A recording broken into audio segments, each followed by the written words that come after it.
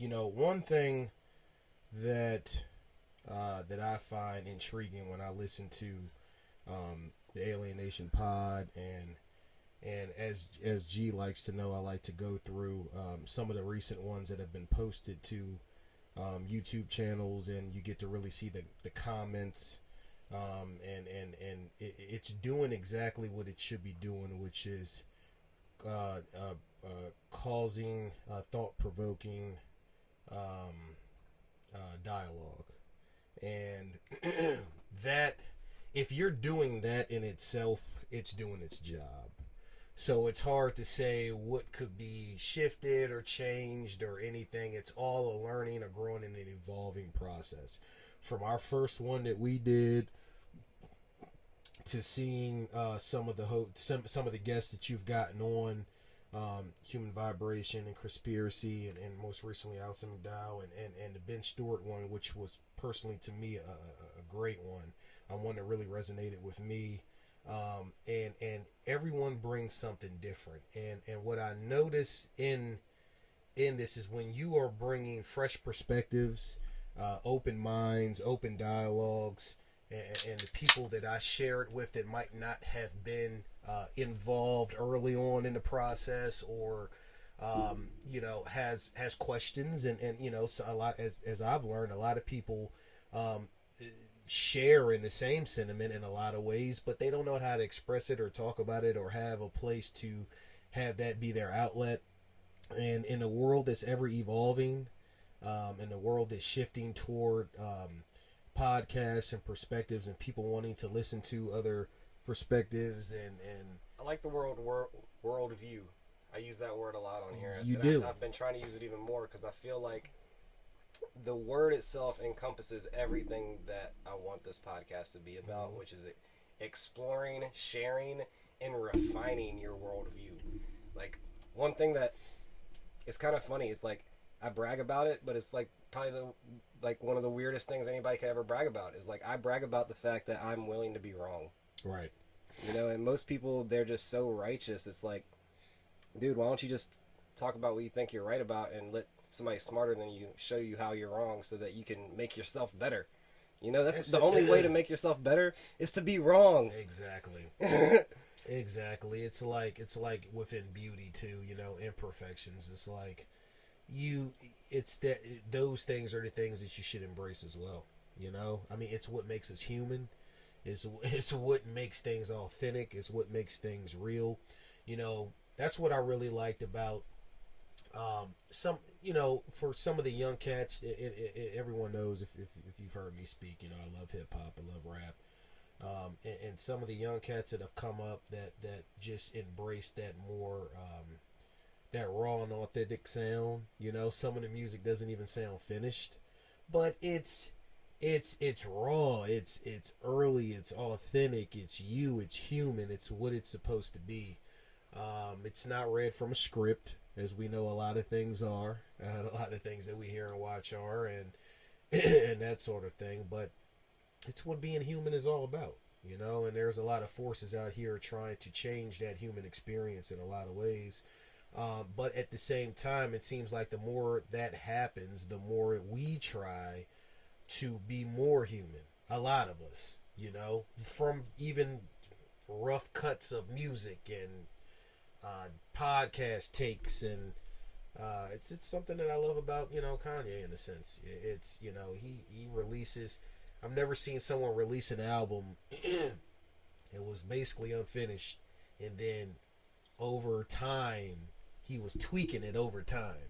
Never seen an artist do that before, and you could hear it from what you heard from the sonics and the sounds in the unfinished of the first version to where it's at now on to the Life of Pablo.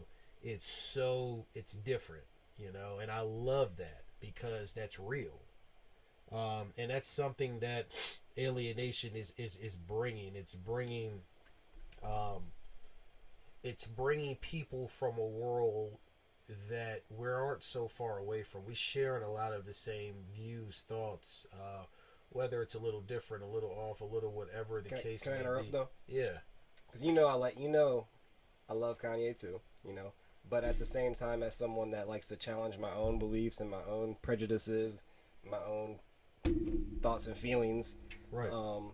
What do you think? I know we're both huge B.O.B. fans too. Of course. And that song, The Watchers. Right. He says, no one man should have all that power, obviously, because there's only one power. But never mind, y'all keep worshiping towers. Is that a subtle dig at Kanye? I mean, what do you... Hey, it's hip hop. It's a wordplay. Mm-hmm. He's taken something that was a very strong statement in hip hop. Even to this day, no one man should have that much power. People say it all the time, or think it, or say it, or associate it with something that's real. And he flipped it into his own, which is what a good lyricist or artist should do. It's art. That's what I really wanted to get to. Is because Kanye to me, he's a great artist. And an artist is never imprisoned by their own worldview. Your worldview, if you're growing, then that means your worldview is going to grow. And then I want to even break down the word a little bit more. I meant to the first time I brought it up, but worldview. It's the way in which you view the world. Or literally, like, when I think about it just from like a present moment standpoint, is like, it's literally the filter by which I see the world. Because literally all of us are seeing, all we're seeing is light and reflections of light. Yep. And we have these names that we've agreed, these sounds in our head, and we've created an entire world. This table, this computer, this microphone, this beer can. Like, all of that is just agreements. All those sounds and words I just made, those are just agreements that we've made because we speak English, know? And I think that's just a level of awareness that I want to bring to everyone, because I feel like a lot of people live in their language and they don't see. And that's the part. That's the part of the word worldview. The view is like the lens through which you see the world, And to me, what I, maybe this is egotistical of me, or whatever, narcissistic of me, or whatever. But I believe that part of, everybody, like Allison said, and Human Vibration said it. I think Ben Stewart said it. Everybody has their place in this machine. Yeah. And I feel like my place, and Allison kind of alluded to it too, is like, what she's saying is she's not trying to tell people how to see the world, right. But what she does want to do is she wants to take the fogginess, or what I would call the lies, right, out of it. Right. I remember Conspiracy she wants to help you just see clearly. We want, and all people like us, we just want to help people see clearly. Whether you agree with me or not, it really isn't important, because we're seeing the same thing. Yeah. No. That's what Conspiracy touched on it too. It's something that stood out to me in that episode you did with him. Shout out to Conspiracy. That was a great episode. And I shouldn't say agreement isn't important. I just think that respect is more important. Of course. But that's how it should be. Going back to what I was saying, one of the things in the Conspiracy episode that he stated on was, you find yourself when you first start to get and understand a lot of this, you want everyone to know, and you're focused on, hey, why aren't you thinking and seeing it how I'm seeing it? How could you not see this? And you're going at friends, you're going at people, like it even like me and my dad have had dialogue where it's like, man, let me just tone it back a little bit, because you realize where at this point, when you have done your research and your studies, and you start to delve into many other branches of this tree, that is truth, that is quote unquote conspiracy, whatever you want to call it, which, as I always state after the fact, there's so many things at this point that just it's just information. It's out there. It's not like the reason I fell in love with Ben Stewart's work is actually a line his brother said on his documentary Climatica. He said, "Information is just information." That was an early one for you, G. Climatica. You were hip to that early. That was 2009, 2010, yeah. Yep. And I still highly recommend that documentary to anybody. Yep. But information is just information. Like, what makes anyone an authority on this is good or bad information? Or this is it.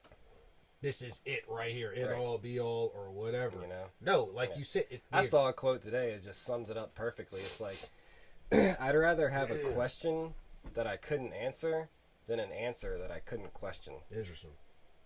I mean, that's just perfect right there. You know what I mean? That's explain. That quote epitomizes what I want to do with this podcast. Is just, I'm never going to tell anybody else how I think they should think. I will share my worldview, and I think I'm free to do that. Right. You know, I'm not going to make anybody agree with me, but I am the type of person that wants to share the way that I see the world, especially because I see love in everything, even in what some people would call like the worst shit ever. If God is going to put you through that, if life is going to put you through that, then that means, number one, you are meant to go through that, and number two, when you learn to see that darkness or those horrible moments as a teacher, teaching lesson, and you learn, right. then you grow, and people get hip to that at different points, though, you know. Yeah. And whether it's from playing the role of victimhood, or whether it's from, and I'm not saying that there's different levels to everyone's story. I understand that. We should all understand that. But we are living in an interesting time where there's a lot of special things happening. Now, there's a lot of bad intentions with these special things that are happening, but there's a lot of things happening with technology and connecting, and the ability to use these things as resources to find and seek truth and understanding, and find what exactly your role is in this whole thing, or help you figure that out, because it comes in different forms. Sometimes it comes in life and experiences, and it's, for some people, dreams. There's a lot of things that lead you to it, but there's always forces working, good and positive forces that are working to push you in that direction. And it's not as simple as just saying, oh, well, you know, I've got my degree and I've got my job and I've got this and I've got that. There's so many more layers to it. What this forum does, G, is it introduces and opens people up to those other layers. Like, what's important?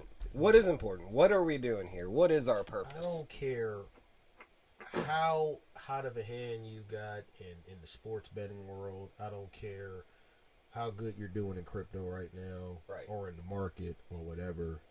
There's people that's at the top of the food chain, right, at the top of the pyramid right now. Dude, that we are were empty just talking about it at and dinner. Lost because they have not been able to peel back that other layer. Exactly. This is where those layers, those voids that people out here, that kids out here, that people out here might be missing or feeling or whatever. That is what this is for. That's what this is about. That's why this is. It will be special no matter how far it goes, and I do believe it will go far, because this is real shit. Yeah. And when you start to tap into shit that matters, real things, conversations, dialogues, things that are pushing mindsets, biotechnology, AI, down to DNA, cellular level things, the conversations go so many different places. Yeah, and we were talking about it.